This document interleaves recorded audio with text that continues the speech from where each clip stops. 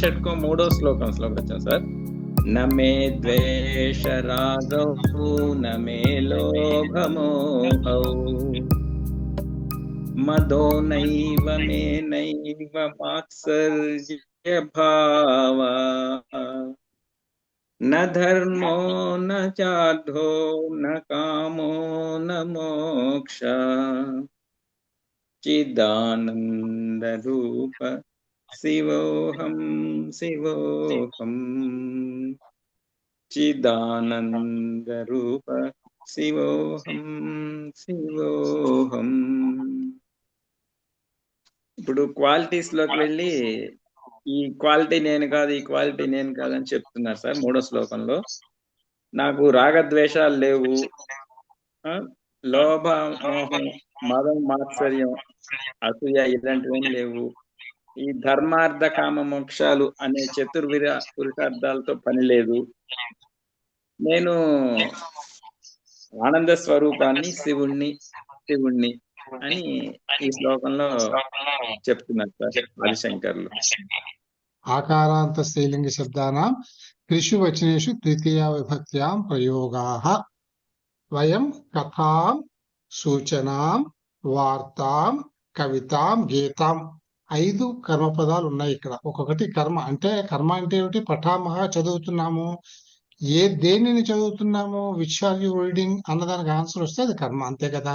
కథను చదువుతున్నాను, సూచన చదువుతున్నాను, వార్తను చదువుతున్నాను, కవితను చదువుతున్నాను, గీతాన్ని చదువుతున్నాను అని అర్థం. సో ఇవన్నీ కర్మపదాలు. ఇక్కడ మనకి ఇచ్చింది ఏమిటి? ఒక్క వాక్యంలో 5 కర్మపదాలను ఉపయోగించి ఒక వాక్యంగా రాశాడు. ఇది మనం చూసాం. చ అంటే సముచ్చయార్థక శబ్దము అని అంటాం. అంటే ఇవన్నీ కూడా కథ అండ్ సూచన అండ్ వార్త అన్నట్టు అనమాట. అన్నింటికీ కామన్ గా చ అంటే అండ్ అని అర్థం అనమాట ఇవన్నీ. ఇప్పుడు ఇక్కడ ఏమడుగుతున్నాడు? ఏకస్మిన్ వాక్య, ఒక్కొక్క వాక్యంలో ఏకమేవ కర్మపదం, ఒకే ఒక కర్మపదాన్ని ఉపయోగించి రామినారంటే విడదీసి రామిన. వయం కథాం పఠామహ, వయం సూచనాం పఠామహ. ఇది యాక్చువల్ గా ఇదే మనం ఇక్కడ చేసిన పని. ఇది మనం ఇక్కడ ఏమేం చేశాము? త్రిషు వచనేషు వయం కుర్మః. త్రిషు వచనేషు అర్థాత్ ఏకవచనే, ద్వివచనే, ఏవమేవ బహువచనే అపి వయం కుర్మః. అదే ఇక్కడ ఎక్సర్సైజ్ కింద మనకు విడివిడిగా ఇచ్చాడు అనమాట. ఇది ఏకవచనం, ఇది ద్వివచనం, ఇది బహువచనం. So you can take this as your homework. తీసుకుని చెయ్యండి మీరు. ఇప్పుడు ఇది కొత్తగా మనం ఇవాళ నేర్చుకునేది. ఇందులో ఏమిటంటే సేమ్ థింగ్ ఇస్ కంటిన్యూయింగ్. అకారాంత స్త్రీలింగ శబ్దానాం ద్వితీయ రూపాణి, ద్వితీయ విభక్తి రూపాణి అనమాట. ద్వితీయ విభక్తి అంత రూపాణి అని అర్థం. ఇందులో ఏమిచ్చాడు ఇక్కడ? కథాం కథే కథాహ అంటే ఆకారాంత స్త్రీలింగ శబ్దాల్లో ఏకవచన, ద్వివచన, బహువచన రూపాలు ఎలా ఉంటాయి అనేది ఫాస్ట్ గా డ్రిల్లింగ్ చేయడానికి చెప్పాడు.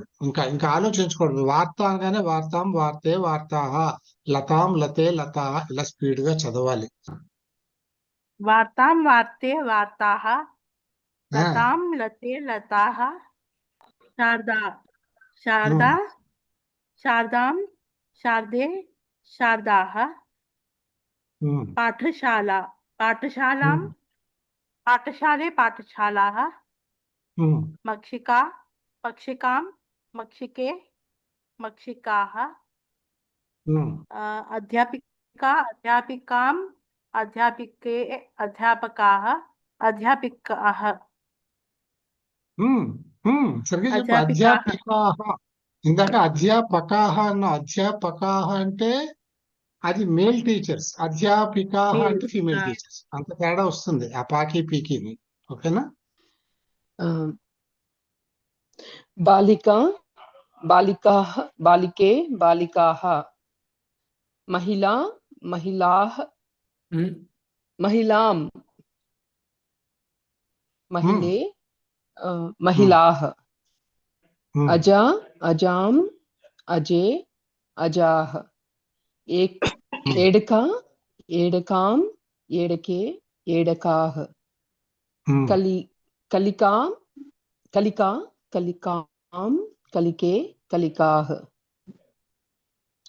శాఖాం శాఖే శాఖాః,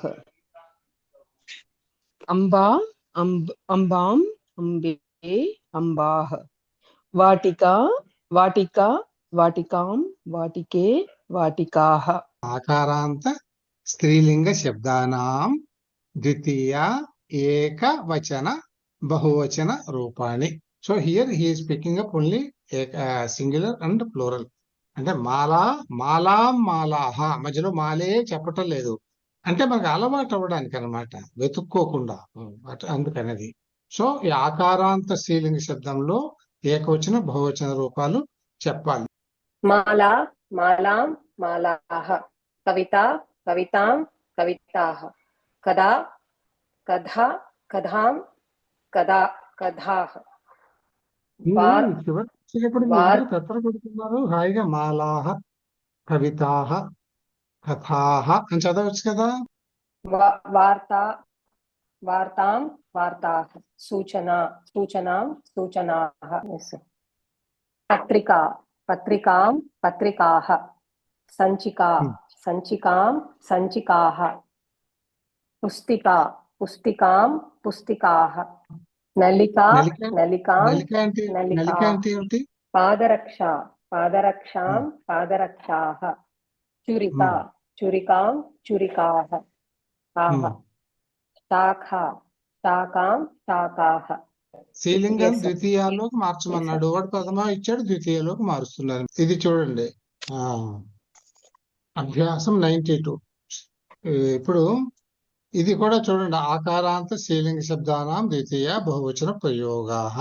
సేమ్ ఇదే ఉంది. అయితే ఇందాక కేవలం ఒక్క ప్రథమ ఏకవచన శబ్దం ఇచ్చి ద్వితీయ రూపాలు చెప్పమన్నాడు, ఏకవచన బహువచన రూపాలు. ఇక్కడ దాన్ని సెంటెన్స్ రూపకంగా ఉపయోగించేశాడు. అంటే ఇక్కడ చూడండి, త్వం, ఇక్కడ కవితాహ అని అన్నాడు. కవితాహ అంటే ఏమిటి? ఇక్కడ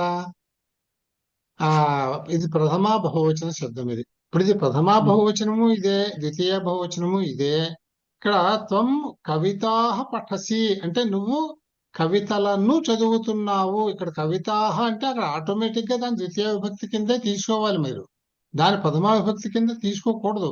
ఎందుకంటే మనం ప్రథమ విభక్తి త్వం కవితాహ పఠసి అంటే ఈ కవితాహ ప్రథమ విభక్తి అయితే నువ్వు కవితలు చదువుతున్నావు అనం కదా, నువ్వు కవితలను చదువుతున్నావు అంటాం కదా. కవితాహ అంటే కవితలు, దట్ ఈస్ ప్రథమ బహువచనం. కవితాహ పఠతి అంటే కవితలను చదువుతున్నది అని అర్థం. అక్కడ కవితలను అనగానే అక్కడ కవితాహ ఏమైంది? ఉత్తి కవితాహ అంటే ప్రథమ బహువచన శబ్దం, కవితాహ పఠతి అది ద్వితీయ బహువచన శబ్దం అయిపోయింది. రెండు కవితాహనే. సందర్భాన్ని బట్టి మనకు అర్థమవుతుంది అనమాట. చూడండి, ఇక్కడ ప్రథమ బహువచన శబ్దాలు ఎలా ఉన్నాయి, అవే వస్తాయి ఇక్కడ కూడా. మీరు ఇలా చదివినందువల్ల ఏమవుతుంది అని అంటే, మీరు సెంటెన్స్ లో కలిపి ఉత్తి సూచనాహ అంటే సూచనలు అంటే ది డైరెక్షన్స్ అని అర్థం. అంతే, డైరెక్షన్స్ సూచనాహ. ఇప్పుడు ఏమైంది? ప్రథమ బహువచనం అయింది. సూచనాహ పఠతి అన్నాం అనుకోండి, అంటే సూచనలను చదువుతున్నది అని అర్థం. సూచనలను అంటే అక్కడ ద్వితీయ అయింది, రెండు సూచనాహే. ఎప్పుడైతే మీరు దాన్ని సెంటెన్స్ లో ఉపయోగించారో సందర్భాన్ని బట్టి ద్వితీయలో ప్రయోగము అని అర్థం అవ్వాలి. మనకి రావాల్సింది అదే కదా, మనం నేర్చుకుంటున్నది అదే. ఇక్కడ ఇచ్చింది ప్రథమ బహువచనం అయితే ద్వితీయ బహువచనం ప్రయోగించి సెంటెన్స్ ని కంప్లీట్ చేయమన్నాడు. వాడి ఉద్దేశం ఆకారాంత స్త్రీలింగ శబ్దంలో ప్రథమ బహువచనం ద్వితీయ బహువచనం ఒకటే ఉంటాయి కనుక మీరు కన్ఫ్యూజ్ కావద్దు, సందర్భాన్ని బట్టి తెలుసుకోండి, ప్రయోగాన్ని చూసి తెలుసుకోండి అని అర్థం అన్నమాట. త్వం కవితాః పఠసి, రైట్. త్వం కవితాః పఠసి, త్వం సూచనాః పఠసి, త్వం వార్తాః పఠసి, త్వం పత్రికాః పఠసి, త్వం పుస్తికాః పఠసి, త్వం సంచికాః పఠసి, త్వం భాషాః పఠసి, త్వం కళాః పఠసి, త్వం వినోదకనికాః పఠసి. వినోదకనికాః అంటే ఎంటర్టైన్మెంట్ అంటే ఏంటండి? అంటే కార్టూన్స్ అని అర్థం. ఇప్పుడు ఈకారాంతంలోకి వచ్చాం మనం. ఇది కూడా చూడండి మీరు, బికాస్ ఈ హోంవర్క్ చేయొచ్చును. ఈకారాంత స్త్రీలింగ శబ్దానాం త్రిషు వచనేషు ద్వితీయ ప్రయోగ. ఈకారాంతం అని అంటే చూడండి, ఇక్కడ ఏమడిగాడు? త్రిషు వచనేషు ద్వితీయ విభక్త్యాం ప్రయోగ అంటే 3 వచనాల్లోనూ రాయాలంటే ఏకద్వి బహువచనాల్లో. ఇప్పుడు ఇక్కడ చూడండి, ప్రథమ అని ఇస్తున్నాడు. ఖచ్చితంగా ఈ నగరి అనేది మీకు ఇచ్చేది ప్రథమ ఏకవచన శబ్దము. నగరి ఈకారాంత స్త్రీలింగ శబ్దము. ఈతో ఎండ్ అయింది అంటే అది స్త్రీలింగ శబ్దము. ఇది ఏకవచనము నగరి. నగరికి ప్రథమా విభక్తిలో ఆ ద్వివచన బహువచనాలు ఎలా ఉంటాయి? ప్రథమా విభక్తిలో ఈకారాంత స్త్రీలింగ శబ్దం నగరి, ఏకవచనం నగరి, ద్వివచనం నగర్యౌ, బహువచనం నగర్యః. ద్వితీయ విభక్తి రూపంలో ఎలా వస్తాయి అనేది. నగరీకి మామూలే కదా, మనకి తెలుసు కదా. నగరీకి నగరీం ఏకవచన రూపంలో ఎప్పుడైనా కానీ ఏ లింగమైనా అమ్మ అనేటటువంటి ప్రత్యయం వస్తుంది. నగరి నగరీం అంటే ఇక్కడ ఏమొస్తుంది అనమాట, యూఎం కిం కిం పశ్యథ అంటే యూఎం అంటే మీరు బహువచన రూపం, ఇది మధ్యమ పురుష బహువచనం. అంటే త్వం యువాం యూఎంలో యూఎం, కిం కిం ఏమేమి వాట్ పశ్యథ చూశారు. మనకి బహువచనంలో ఇప్పుడు మామూలుగా పశ్యతి అనే దానికి పశ్యతి పశ్యతః పశ్యంతి అది ప్రథమ పురుషం. ఇది మధ్యమ పురుషం కనుక ఏమొస్తుంది, పశ్యసి పశ్యథః పశ్యథ, బహువచనంలో పశ్యత అది వాడాడు అన్నమాట. ఇదే నీకు ఇక్కడ వయం అని వచ్చింది అనుకో, వయం కిం కిం అప్పుడు ఏం రావాలి, పశ్యామః అంటే పశ్యామి పశ్యావః పశ్యామః అలా గుర్తుపెట్టుకోవాలన్నమాట. మనం చాలా ఎక్సర్సైజ్ చేసాం ఇవి, గుర్తుపెట్టుకోవాలి. చదువు. యూయం యూయం నగరీం పశ్యథ, యూయం నదీం పశ్యథ, యూయం మయూరీం పశ్యథ, యూయం నారీం పశ్యథ, యూయం దేవీం పశ్యథ. అంటే ఏం చేస్తున్నాను అనమాట, ఈకారాంత స్త్రీలింగ శబ్దం ప్రథమ ఏకవచనంలో ఉన్నదానికి అమ్మనే ప్రత్యయం చేరుస్తున్నాము. అది ఎక్కడైనా అదే వస్తుంది. ఏది ఆకారాంత స్త్రీలింగ శబ్దమైనా అదే, పుల్లింగ శబ్దమైనా అమ్మే. ఇప్పుడు సింహం అని అంటాం అన్నమాట. అలా అన్నమాట, సింహం పశ్యామి, సింహాన్ని చూశాను అని అట్లా వస్తుంది అన్నమాట. కనుక తర్వాత ఇదే ద్వివచనంలో ఎలా వస్తుంది మీకు, ఈ నగరి నగర్యౌ నగర్యః రస్వం అని చెప్పుకున్నాం మనం. సో ఈ నగర్యౌ లాగే ఉంటుంది. అలాగే నగర్యః ఇక్కడ చూడాలి, ఇక్కడ తేడా వస్తుంది మళ్ళీ. ఈకారాంత శబ్దంలో ఇది ఆకారాంత శబ్దంలో బహువచన రూపం మారలేదు మనకి. అంటే రమా రమే రమాహ అంటే రమాం రమే రమాహ అలాగే ఉన్నాయి. కానీ ఇక్కడ బహువచన రూపంలో తేడా ఏమొస్తుందంటే నగరి అంటే నగరీం, నగర్యౌ నగర్యౌ, ఇక్కడ నగర్యః అనేది ఇక్కడ నగరీహి అవుతుంది అన్నమాట. అంటే నగరి అనే దానికి విసర్గ వస్తుంది, నగరీహి. ఇది ద్వితీయ విభక్తిలో బహువచన రూపం ఇలా ఉంటుంది. నగర నగరి అనే దానికి ద్వితీయ బహువచన రూపం నగరీహి అని వస్తుంది అనమాట. కనుక ఇప్పుడు ద్వివచన రూపం చదవాలి.